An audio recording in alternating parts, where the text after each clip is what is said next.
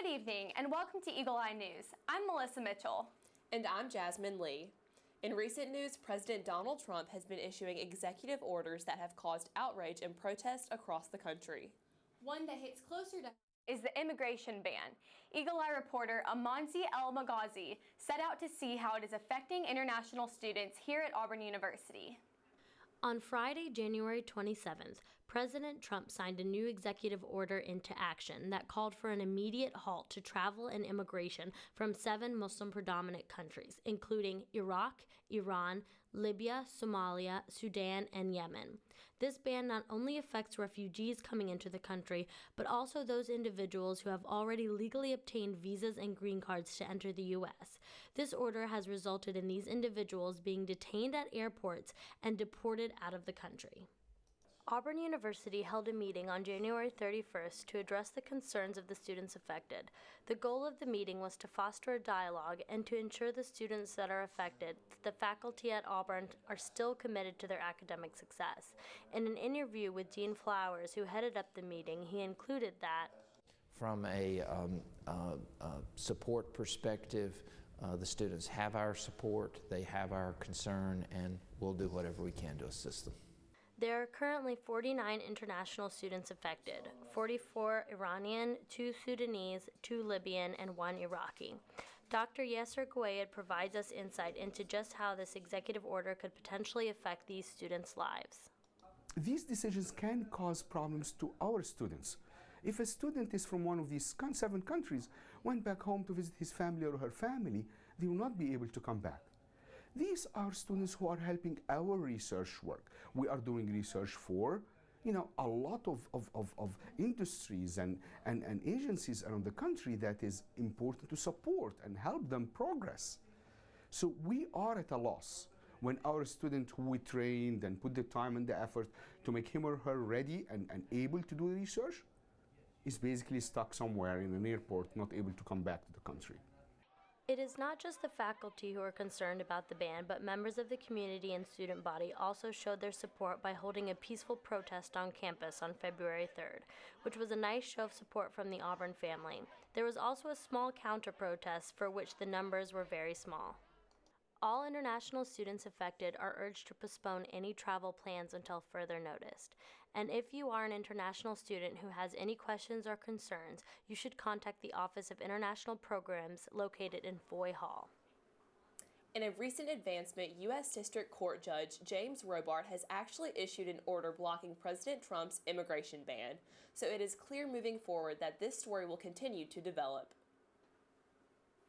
This past week, the Haley Concourse was a little louder than usual as a protest concerning the newly implemented immigration ban reached beyond a distant law and as it has affected the lives of many students here in Auburn. Students protesting were voicing in particular how the ban affected them personally.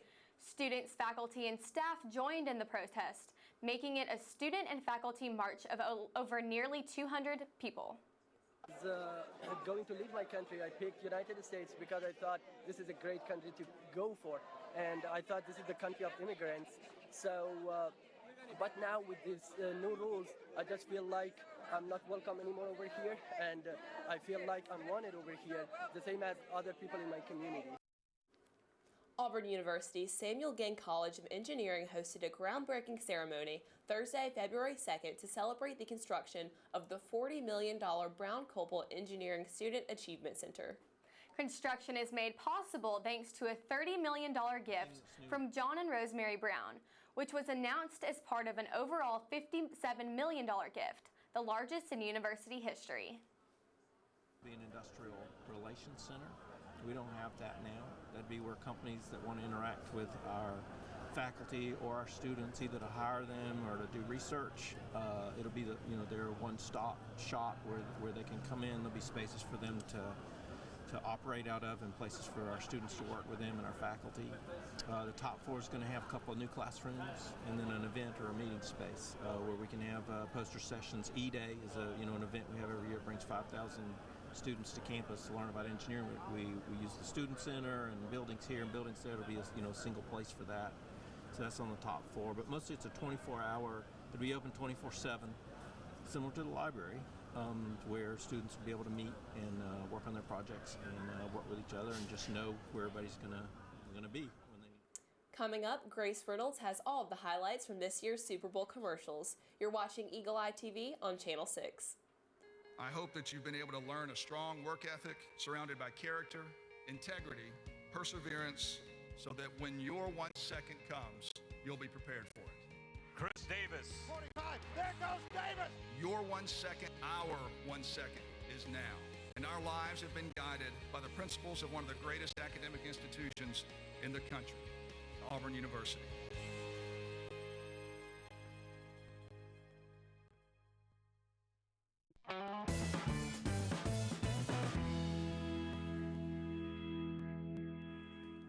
Hey guys, I'm Grace Reynolds and this is Eagle Eye Entertainment. The Super Bowl is known for drawing in millions of viewers nationwide for the game itself, the halftime show, and last but certainly not least, the commercials.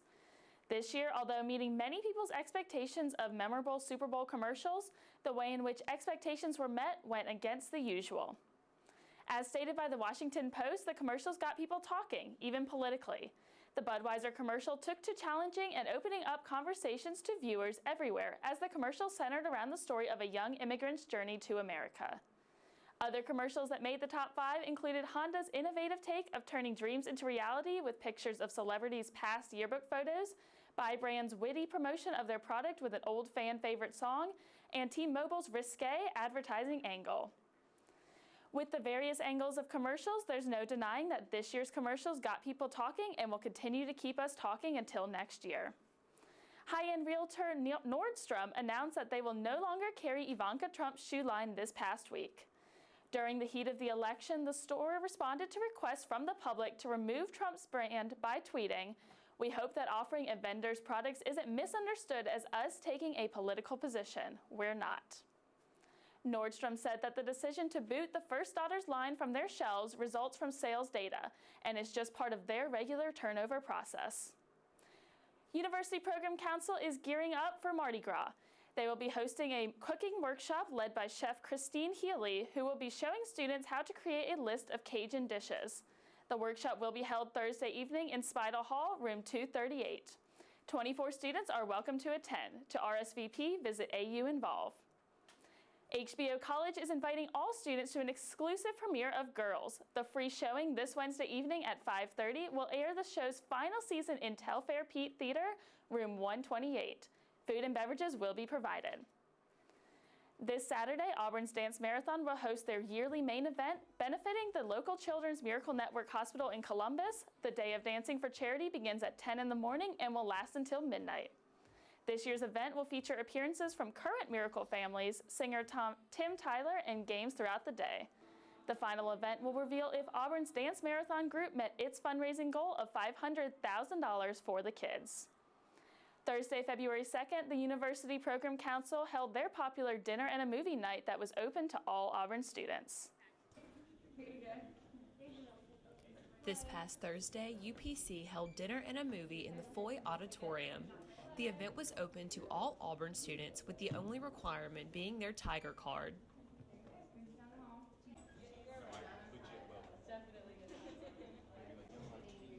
Students were served cheese and pepperoni pizza, chips, and a soda as they gathered with friends to eat before watching the latest Disney movie, Moana. We have between 4 and 6 events a semester where we do dinner and a movie. And being the director has just been such a cool experience because you get to meet so many new people and really develop relationships with my assistant directors and my committee, and just getting to serve the student body and give back in a way that I wouldn't be able to give back otherwise.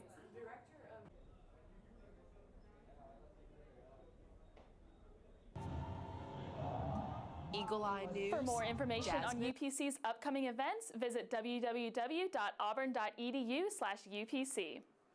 New Year's resolutions have a habit of falling by the wayside shortly after celebrations end. Some students, however, are staying committed to their goals. 1 month into the new year, Auburn students are sharing how they are keeping up with their New Year's resolutions. My New Year's resolution is to exercise more. I know that sounds really cliche, but It's something that I have been trying to do for a while, and I always say it, but this year I hope is the year that it is successful. My New Year's resolution this year is to do more pull-ups. Is to start going to the rec center and maybe working out a little bit and possibly more. I've been trying to go to the rec at least 3 times a week, and if not more. Some of the most popular New Year's resolutions include losing weight, getting organized, spending less, staying fit, and quitting smoking. I start off like the first few months like saying I am doing great, but then when it comes around like the summertime and stuff like that, I kind of like forget about it. But this year, like, I'm telling myself just to keep going and continue trying to exercise more. I make sure I do them at least once a week anytime I work out, so far so good. So far so good. I've trimmed down a little bit and I've been getting a little taller. Don't get me wrong, it is hard to keep up with promises you need to keep, or you want to keep rather, and just push through it. You know, there are tough challenges ahead, but you can face those challenges. No pain, no gain. War Eagle. Forbes.com suggests keeping on track with your New Year's resolutions by setting specific goals, telling your friends and family members about them, and scheduling time for them in your daily routine. For more entertainment news, be sure to follow us on Twitter at Eagle Eye TV. Also tune into The Scoop Tuesdays at 3 right here on Eagle Eye TV. Up next, Aaliyah Smith will discuss Super Bowl 51 and what's going on in the world of Auburn sports. You're watching Eagle Eye TV, Channel 6. This is a place where it only takes a second to imagine your future.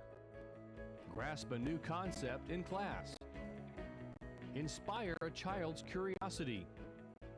Discover a real-world solution. Seize an unexpected opportunity. There goes Davis! This is where you gain the preparation, confidence, and determination to succeed. This is Auburn.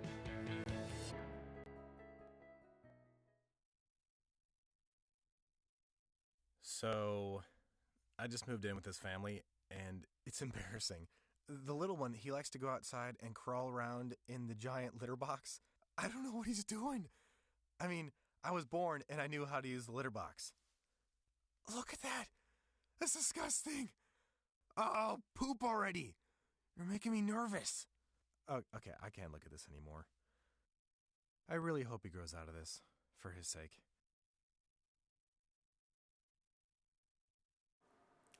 History is made in the Super Bowl 51. Auburn's men's basketball continues to dominate, and a big announcement regarding Jordan-Hare Stadium were made.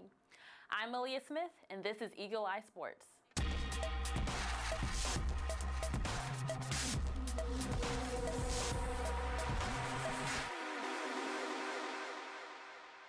In one of the most thrilling finishes in Super Bowl history, the New England Patriots defeated the Atlanta Falcons 34-28 in the first overtime game in Super Bowl history. Trailing 28-3 in the third quarter, the Patriots completed the largest comeback in Super Bowl history to capture their 5th Super Bowl title. Quarterback Tom Brady was named Super Bowl MVP, completing 43 out of 62 passes for 466 yards and 2 touchdowns. Last week, the Auburn Tigers women's basketball team put up a big fight against number 4 ranked Mississippi State in the Auburn Arena. Auburn University women's basketball falls to number 4 Mississippi State last Thursday night in the Auburn Arena. In the first half, the Tigers struggled both offensively and defensively, finishing 39-24. In the second half, Auburn came out strong, finding a rhythm. Yeah, I thought our girls made a great effort when we were down by 21, down by 21, and cut it to 7 points. I mean, that's just a uphill battle to come back, and it used a lot of effort and energy. This run was led by Montgomery, who finished with 17 points and 2 3-pointers to spark an 18-9 run in the third quarter. Firking finished the game with 13 points, 3 rebounds, and 3 assists. It's effort at the end of the day. That's how we play. That's who we are, and I think Auburn Tigers will be back in action in the Auburn Arena February 12th, hosting the Georgia Bulldogs. In Auburn, Taylor Harrison and Chris Hubble, Eagle Eye Sports. The final score of the game was 77-47. The Tigers will be back in the Auburn Arena to host the Georgia Bulldogs on February 12th. Auburn's men's basketball traveled to Tuscaloosa for a Saturday night showdown against the Alabama Crimson Tide. The Tigers made 15 three-pointers to beat Alabama 82-77. The Tigers completed a season sweep against Alabama for the first time since 2009. Auburn point guard Jarrett Harper was named SEC Freshman of the Week for the second time this season after scoring 14 points against Alabama and 21 against Tennessee. Next, the Tigers host the Mississippi State Bulldogs on Tuesday at 8 p.m. in Auburn Arena. Gymnastics was back in action at the Auburn Arena Friday night. The number 17 Tigers had 14 season-high individual scores against number 24 Arkansas. However, the Razorbacks came back away with the victory in another close-scoring meet for the Auburn Tigers. The Auburn gymnastics team has yet to win a meet so far this season, even after putting up a season-best numbers. The team looks to bounce back in a meet against Oklahoma on Friday. Jordan-Hare Stadium will be getting a new look to it over the next 2 years. The Auburn University Board of Trustees approved the stadium renovation project, which is set to be completed before the 2018 football season. The project will create a new recruiting lounge and football locker room in the southwest corner of the stadium. Because the new project is a standalone structure, Athletic Director Jay Jacobs says construction will be able to take place throughout the 2017 season. Want more sports updates throughout the week? We've got you covered. Just like us on Facebook at Eagle Eye TV and catch Tiger Tally every Friday.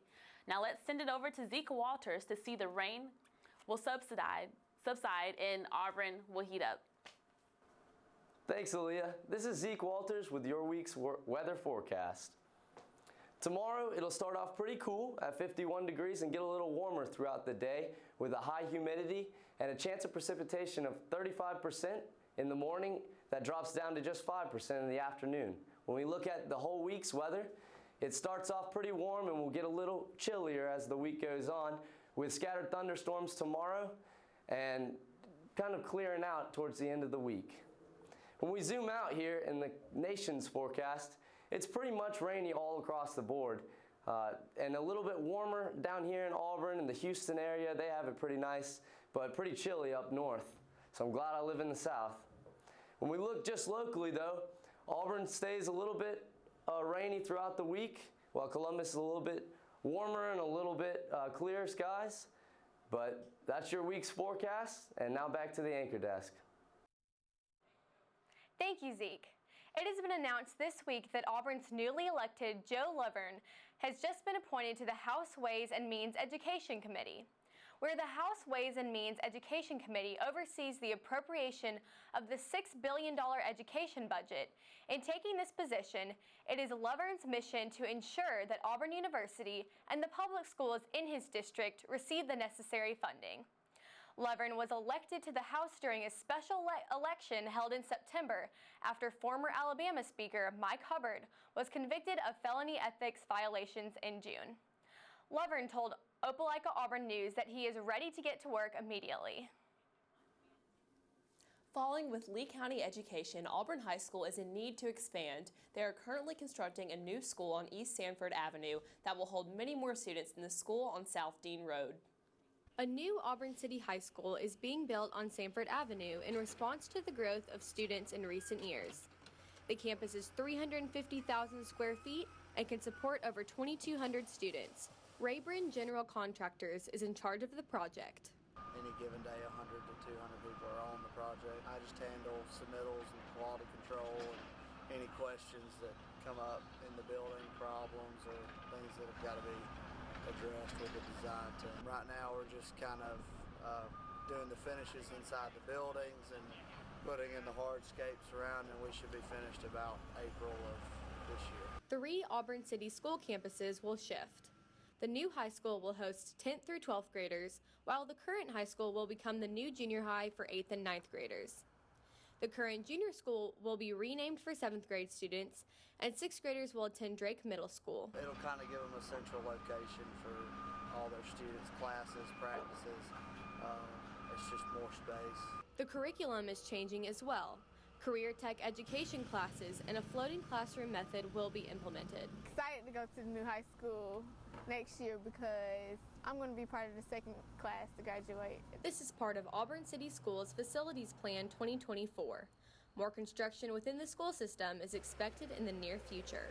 Melissa Mitchell, Eagle Eye TV. There will be 3 buildings on the campus, a main wing, a physical education building, and a fine arts wing. The campus will be completed by the fall.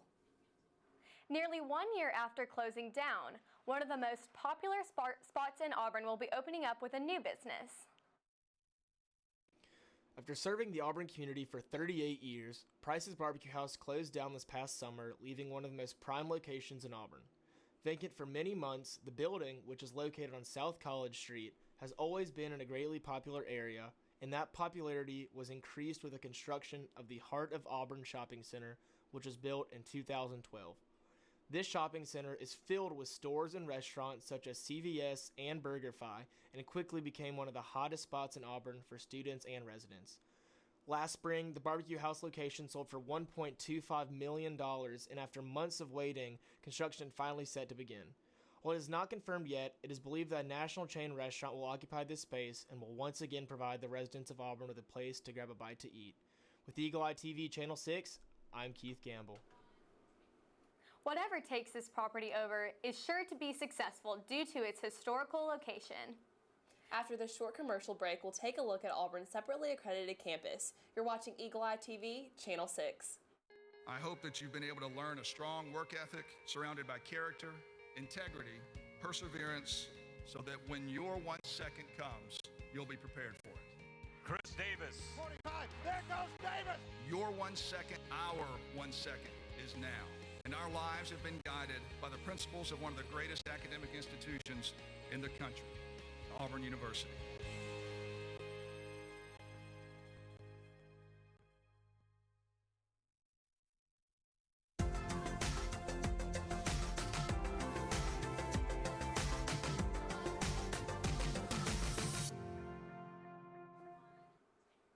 Exactly 50 years ago in Auburn history, Auburn University of Montgomery was established as a separately accredited campus.